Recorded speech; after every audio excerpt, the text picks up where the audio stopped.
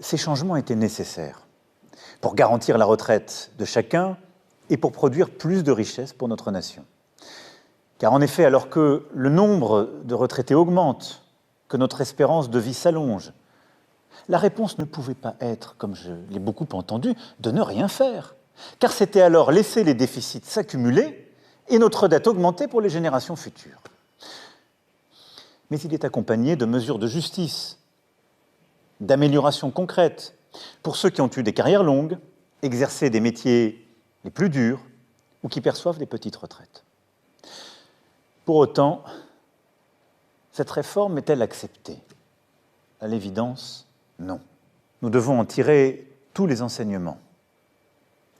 J'ai entendu, dans les manifestations, une opposition à la réforme des retraites, mais aussi une volonté de retrouver du sens dans son travail, d'en améliorer les conditions, d'avoir des carrières qui permettent de progresser dans la vie. Plus généralement, c'est une colère qui s'est exprimée.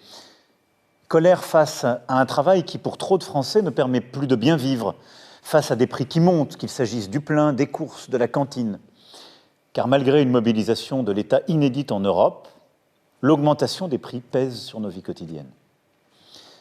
Cette colère, c'est aussi une colère parce que certains ont le sentiment de faire leur part, mais sans être récompensés de leurs efforts, ni en aide, ni en service public efficace. C'est toute cette colère que de très nombreux Français ont exprimée en manifestant, et pour l'immense majorité, dans le calme et le respect de nos institutions.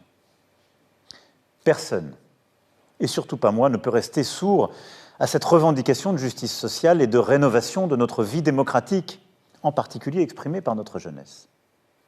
Face à ces colères, à ce sentiment de déclassement, d'abandon, nous devons agir ensemble, au-delà des clivages, comme j'ai toujours cherché à le faire, au service d'un cap clair, celui de notre indépendance et de la justice.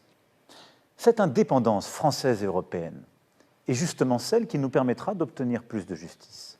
Tenir ce cap pour notre indépendance au service de cette idée de la justice et ouvrir ou reprendre pour cela 3 grands chantiers.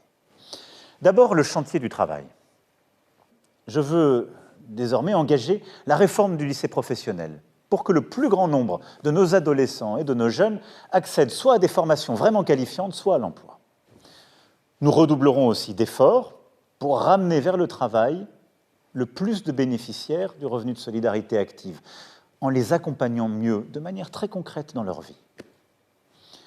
Le travail doit aussi mieux payer. En 6 ans, nous avons décidé des hausses conséquentes du salaire minimum ou de la prime d'activité, mais face à la situation que je viens de décrire, aux colères que je viens de rappeler, nous devons agir de manière encore plus vigoureuse. C'est pourquoi j'ai proposé de recevoir les organisations patronales et syndicales dès demain matin, pour celles qui y sont prêtes, et la porte sera toujours ouverte.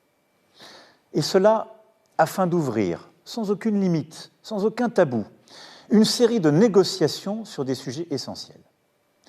Améliorer les revenus des salariés, faire progresser les carrières, mieux partager la richesse, améliorer les conditions de travail, trouver des solutions à l'usure professionnelle, accroître l'emploi des seniors et aider aux reconversions.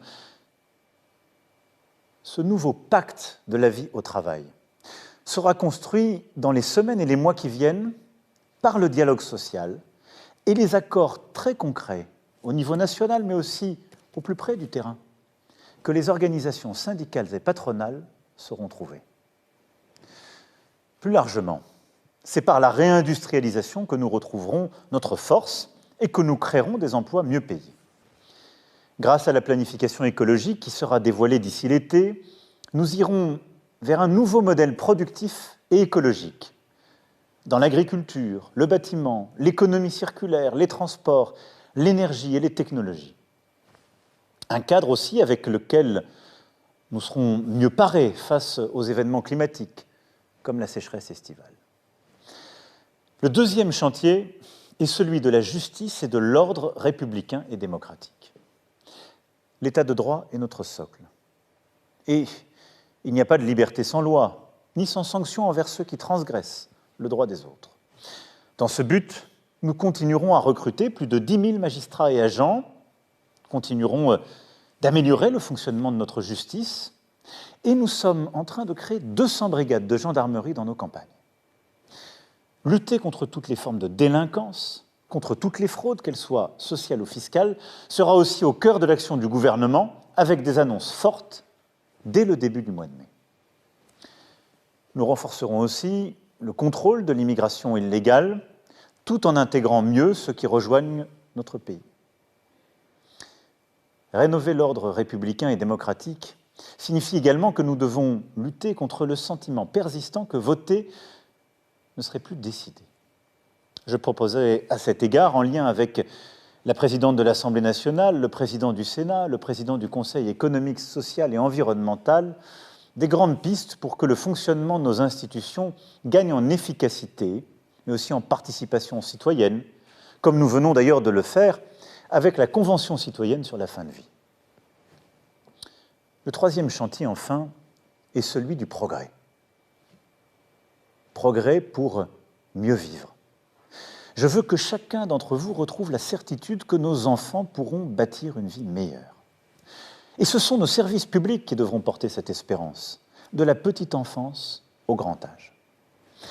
Dès lors, l'éducation nationale doit renouer avec l'ambition d'être l'une des meilleures d'Europe.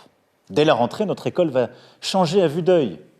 Pour les enseignants qui seront mieux rémunérés, pour les élèves qui seront davantage accompagnés en français, en mathématiques, pour leurs devoirs et pratiqueront plus de sport à l'école, pour les parents qui verront le remplacement systématique des enseignants absents. Notre système de santé sera aussi profondément rebâti.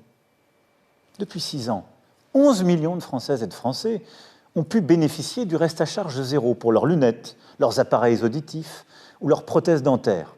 Nous avons mis fin au numerus clausus et nous avons massivement investi dans notre hôpital. Mais il faut des résultats concrets et à court terme.